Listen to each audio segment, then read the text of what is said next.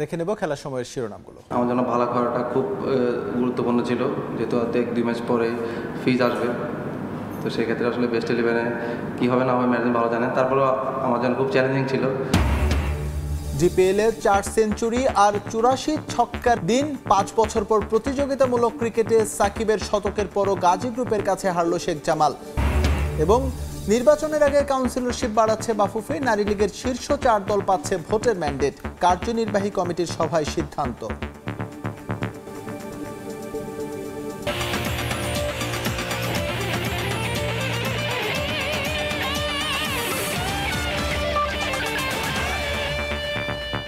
দলীয় ব্যক্তিগত পারফরমেন্সে সন্তুষ্ট 18 মাস পর আন্তর্জাতিক ক্রিকেটে ফেরা মোহাম্মদ সাইফুদ্দিন। তবে বিশ্বকাপের আগে সিরিয়াস থাকতে চায় গোটা দল।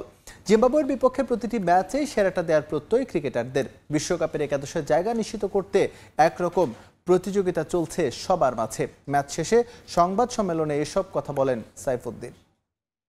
প্রায় অলমোস্ট 18 মাস পর আন্তর্জাতিক ম্যাচে ফিরলাম, তো আমার জন্য বিষয়টা টাফ ছিল। যদি আমি ওয়ার্ল্ড কাপ টিমে স্কোয়াডে পার্মানেন্টলি দলের সুযোগ পেতে চাই, তাহলে হয়তো বা আমার জন্য এই পারফরমেন্সটার বিকল্প নেই।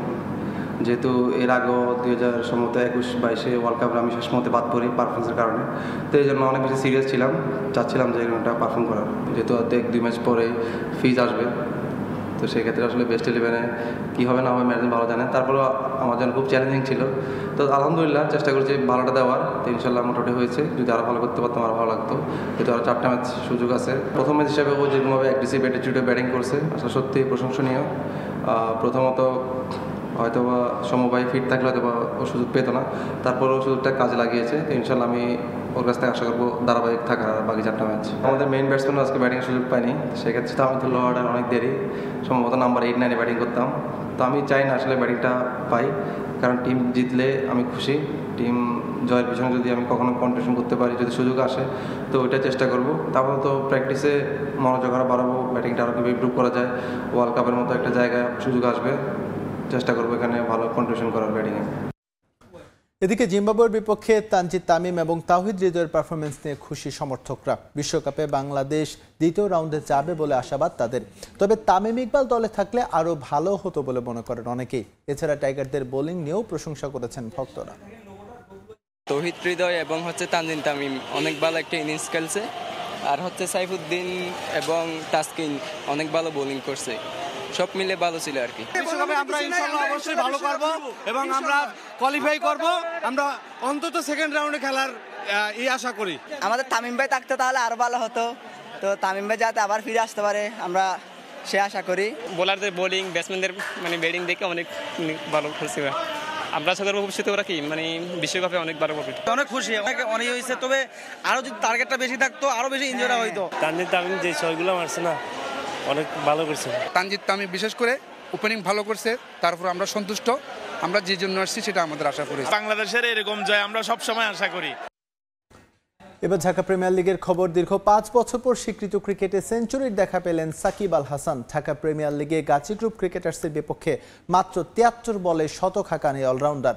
দলের হাল ধরে 107 রানে থামেন টাইগার অলরাউন্ডার। 2019 বিশ্বকাপে ওয়েস্ট ইন্ডিজের বিপক্ষে সবশেষ শতকের দেখা পেয়েছিলেন সাবেক অধিনায়ক।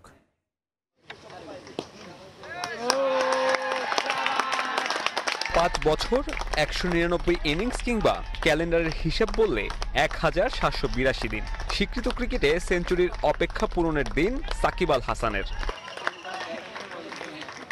মাত্র 73 বলে সেঞ্চুরি, 7-6-8-4-এ স্ট্রাইক রেট ছিল 136-এরও বেশি। বিকেএসপির 4 নম্বর গ্রাউন্ডে এদিন সাকিব খেললেন সাকিবের মতো করে।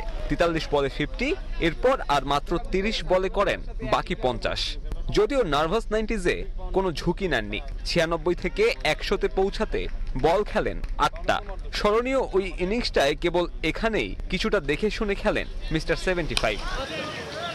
অবশ্য এদিন সময় নেন শুরুতে উইকেটে এসেও। বরাবরের মতো ব্যর্থ শেখ জামাল ব্যাটিং অর্ডার। 5 নম্বরে যখন নামলেন তখন দলের রান 60-এর কোটায়। সেখান থেকে দলকে এনে দেন দারুণ এক পুঁজি। গরমে বাকিরা হাঁসফাঁস করলেও সাকিব ছিলেন একেবারেই স্রোতের বিপরীতে। লিস্ট এ ক্রিকেটে 10ম, তবে ডিপিএলে এটাই প্রথম। বাকি 9টা আন্তর্জাতিকে। সাকিবের জন্য এমন ইনিংস বিশেষ কিছু বলা যায় নিঃসন্দেহে। যদিও মাঝের এই 5 বছরে কেবল সেঞ্চুরিটাই পাননি দেশসেরা ক্রিকেটার। 57 ম্যাচে 14 50, যার মধ্যে 2টো থামে 90-এর ঘরে, একটাই অপরাজিত ছিলেন 96-এ।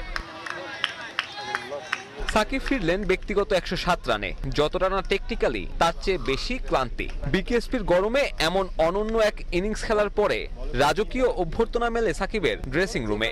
এটাই তো স্বাভাবিক। একেবারে প্রস্তুতি ছাড়াই বিকেএসপির ব্যাটিং বান্ধব উইকেটে কিভাবে ব্যাট চালাতে হয় সেটা তো সাকিব নিজেই দেখালেন সতীর্থদেরকে। সাব্বির মিথুন, সময় সংবাদ, বিকেএসপি, সাভার। এদিকে বিকেএসপিতে সাকিব আল হাসানের সেঞ্চুরির পরও হেরেছে শেখ জামাল। 281 রানের টার্গেটে খেলতে নেমে 2 বল আর 2 উইকেট হাতে রেখে জয়ের বন্দরে পৌঁছে যায় গাজী গ্রুপ ক্রিকেটার্স। গাজীর হয়ে ব্যাট হাতে 118 বলে 125 রান ও বল হাতে 3 উইকেট নিয়ে ম্যাচ সেরা মাহফুজুর রহমান রাব্বি। বিকেএসপির আরেক ম্যাচে জাকির হাসানের ক্যারিয়ার সেরা ইনিংসে শাইনপুকুরকে 111 রানে হারিয়েছে প্রাইম ব্যাংক। সাকিব আল হাসান নন, শেখ জামাল আর গাজী গ্রুপের ম্যাচে নায়ক মাহফুজুর রহমান রাব্বি।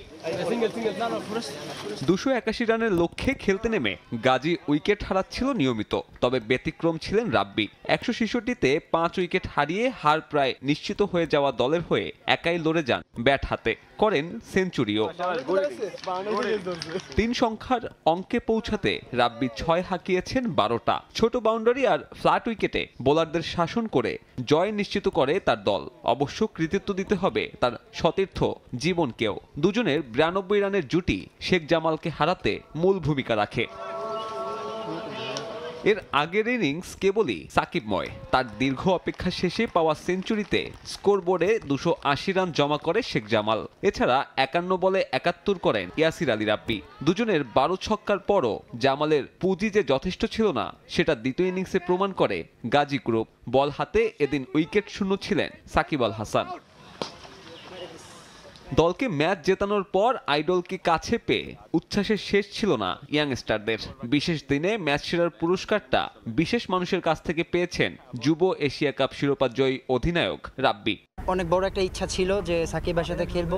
আলহামদুলিল্লাহ যে ম্যাচটাকে এভাবে বের করতে পেরেছি। 11 নম্বর পর্যন্ত ব্যাটসম্যান ছিল, তো ওই বিশ্বাসটা ছিল যে না কেউ হাল ধরতে পারবে। চিন্তা ছিল যে যদি শেষ পর্যন্ত ব্যাটিং করতে পারি তাহলে হয়তো বা পজিটিভ কিছু আসতে পারে।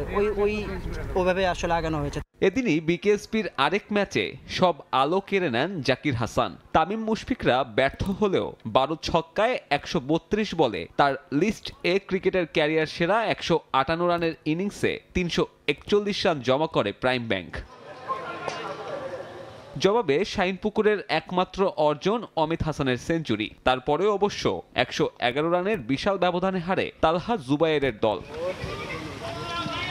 সাব্বির মিথুন, সময় সংবাদ, বিকেএসপি, সাভার। ঢাকা প্রিমিয়ার লিগে আবাহনীর জয়রথ চলছে। অপরাজিত প্রথম পর্বের পর সুপার লিগেও টানা 4 ম্যাচে জয় তুলে নিয়েছে আকাশী নীলরা। ফতুল্লায় চিরপ্রতিদ্বন্দ্বী মোহামেডানকে 9 রানে হারিয়েছে তারা। সেঞ্চুরি করেছেন দলের অধিনায়ক মোসাদ্দেক হোসেন সৈকত। প্রিমিয়ার লিগের চ্যাম্পিয়নশিপটা ঠিক হয়ে গেছে আগের রাউন্ডেই। গাজী গ্রুপকে হারিয়ে সেদিন শিরোপা উৎসবটাও করে ফেলেছে আকাশী নীলরা। তাই হয়তো চিরপ্রতিদ্বন্দ্বীদের বিপক্ষে ম্যাচ ছাড়া ফতুল্লার এই ম্যাচটা খুব একটা গুরুত্ব ছিল না আবাহনীর কাছেও। সে কারণেই দলের 50 পূরণ না হতেই বিদায় নেন নাইম শেখ, বিজয় এবং সাগর। জাতীয় দলের ক্রিকেটারদের হারিয়ে এমনিতেই সর্বশক্তির দলে পরিণত হয়েছে আবাহনী। তার উপর নাইম বিজয়ের ফিরে যাওয়া প্রথম হারের দিকেই এগিয়ে নিচ্ছিল তাদের। কিন্তু চীনের প্রাচীরের মতো দলের হাল ধরেন মোসাদ্দেক হোসেন সৈকত। সাব্বির হোসেনকে নিয়ে প্রাথমিক ধাক্কাটা সামাল দেন তিনি। এই জুটির 117 রানের বেশিরভাগটাই সাব্বিরের কৃতিত্ব। মাত্র 78 বলে 91 রানের এক ঝলমলে ইনিংস খেলেন তিনি, যেখানে 7-4-এর বিপরীতে ছক্কা ছিল 6টা। এরপরও ম্যাচের বাকি ছিল আরো 25 ওভার। স্বাভাবিকভাবেই চাপটা তখন একা সৈকতের উপর, কিন্তু দারুণভাবে সেই চাপকে জয় করলেন আবাহনীর অধিনায়ক। নাহিদুলকে নিয়ে প্রথমে গড়েন 49 রানের জুটি, পরে নিজের আপন ছোট ভাই মুসাব্বির হোসেন মুনকে নিয়ে করেন আরো 67 রান। তার ঝড়ো ইনিংসে ম্যাচ থেকে ছিটকে যায় সাদা কালোরা। 6 বছর পর স্বীকৃত ক্রিকেটে সেঞ্চুরি তুলে নেন সৈকত, করেন 101 বলে 133 রান। 8টা বাউন্ডারির সঙ্গে হাঁকান 10টা ছক্কা, যার মাঝে এক নাসুমের বলেই হাঁকান 5টা 6। তার এই বীরত্বে 303 রানের পুঁজি পায় আবাহনী। জবাব দিতে নেমে শুরুটা যাচ্ছে তাই মোহামেডানের। ব্যক্তিগত 0 রানে বিদায় নেন রনি তালুকদার, পরে 25 রান তুলে ফিরে যান হাবিবুর রহমান। কিন্তু এখানেও মোহামেডানকে আশা দেখান তাদের অধিনায়ক ইমরুল কায়েস। মাহিদুল হাসান অঙ্কনকে নিয়ে দলকে এগিয়ে নেন তিনি। কিন্তু বেশিক্ষণ দাপট দেখাতে পারেননি এই দুই ব্যাটার। 50 করতেই বাঁহাতি স্পিনার রাকিবুলের বলে ফিরে যান ইমরুল। অধিনায়কের বিদায়ের পর টেকেননি অঙ্কনও। 36 রান করতেই বোল্ড নাহিদুলের বলে। পরে মেহেদী হাসান মিরাজ এবং আরিফুল মিলে পরাজয়ের ব্যবধান কমান কিছুটা, কিন্তু খেলাটা জমে যায় পরের উইকেট জুটিতে। রুবেল মিয়া এবং আবু হায়দার রনির ব্যাটিং তাণ্ডবে হারের শঙ্কায় পড়ে আবাহনী। বলের সঙ্গে পাল্লা দিয়ে রান তোলেন এই দুজন। কিন্তু সৈকতের বুদ্ধিদীপ্ত অধিনায়কত্বে শেষ পর্যন্ত আর জিততে পারেনি মোহামেডান। মাত্র 9 রানে জিতে নিজেদের অপরাজিত থাকার রেকর্ডটা অটুট রাখল আবাহনী লিমিটেড।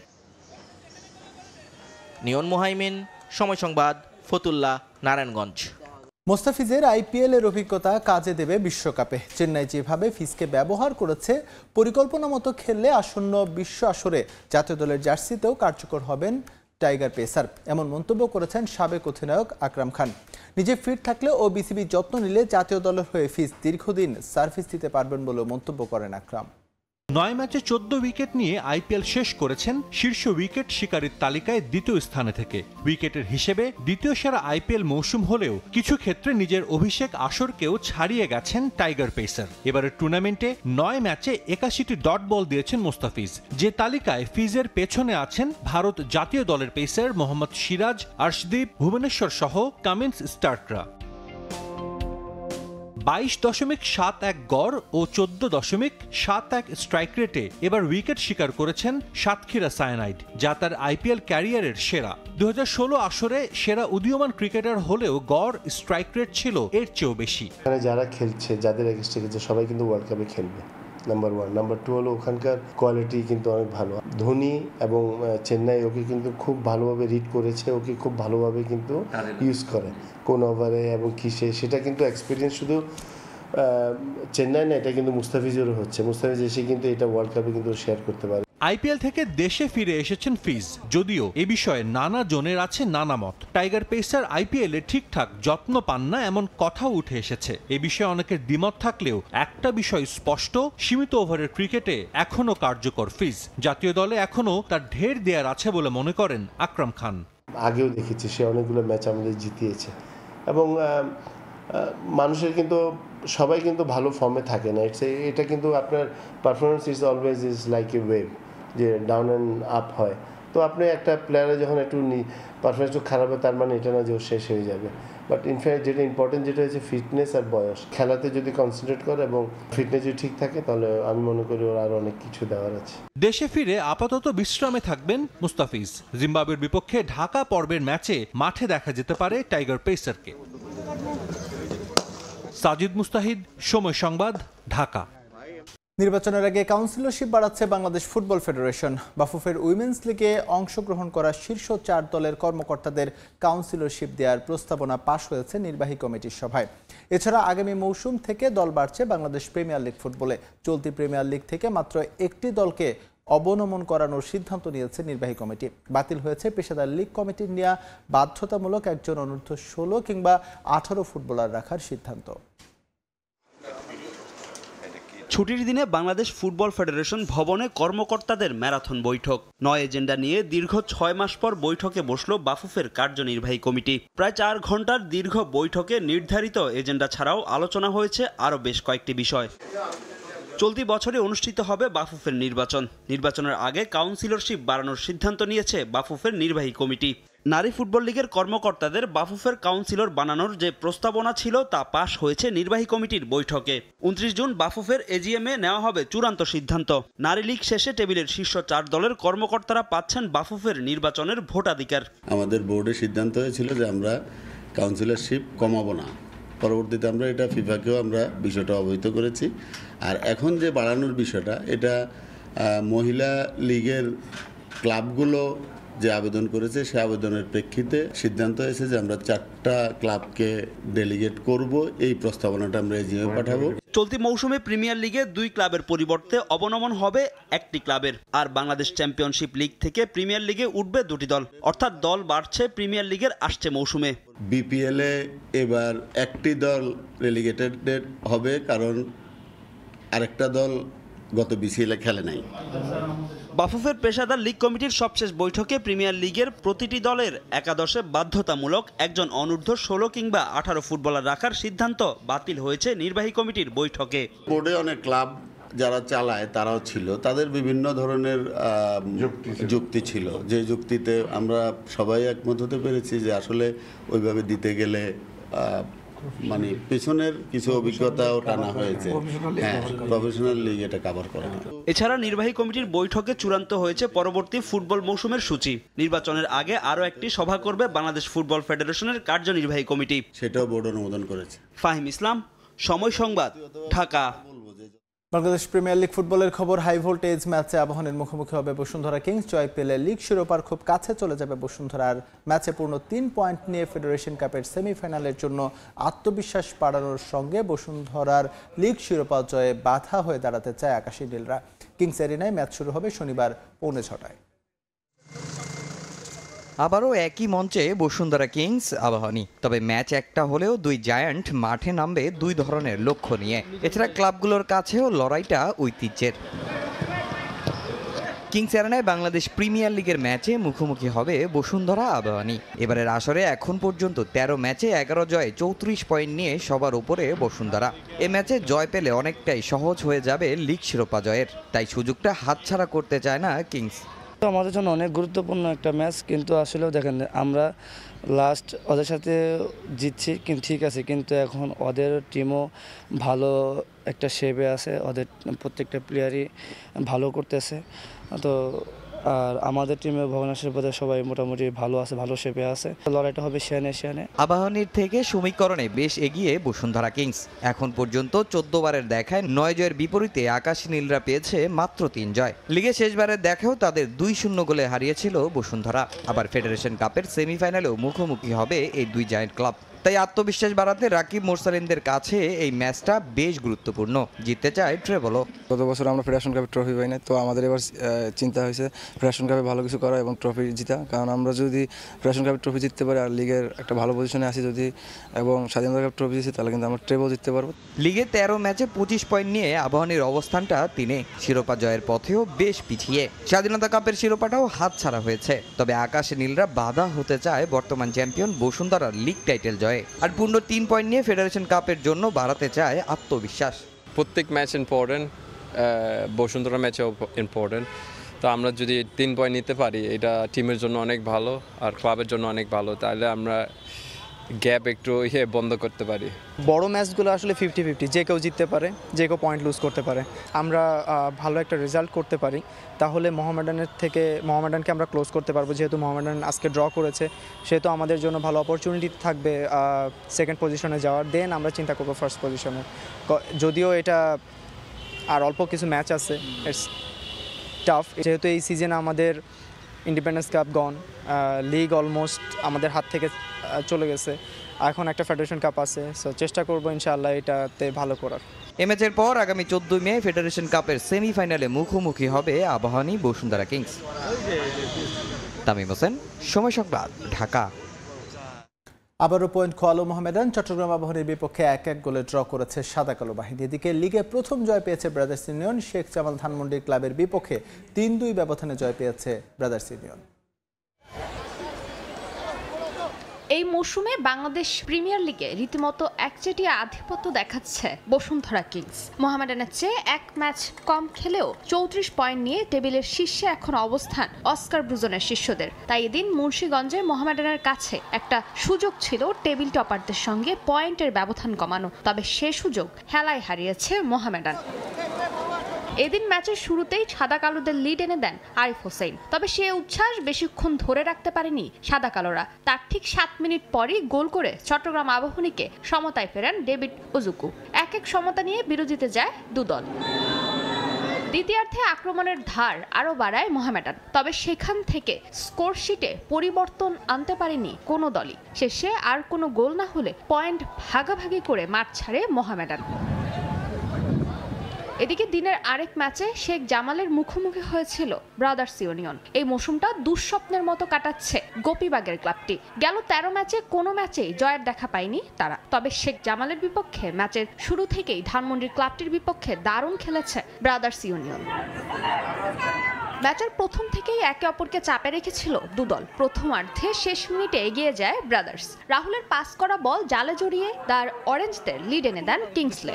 1-0 ব্যবধানে এগিয়ে থেকে বিরতিতে যায় গোপীবাগের ক্লাবটি। বিরতির পর আক্রমণের ধার আরও বাড়ায় শেখ জামাল। 72 মিনিটে পেনাল্টি পেয়ে স্পট কিকে সমতায় ফেরান লেইতে। 3 মিনিট পর শাকচুতের গোলে 2-1 ব্যবধানে এগিয়ে যায় শেখ জামাল।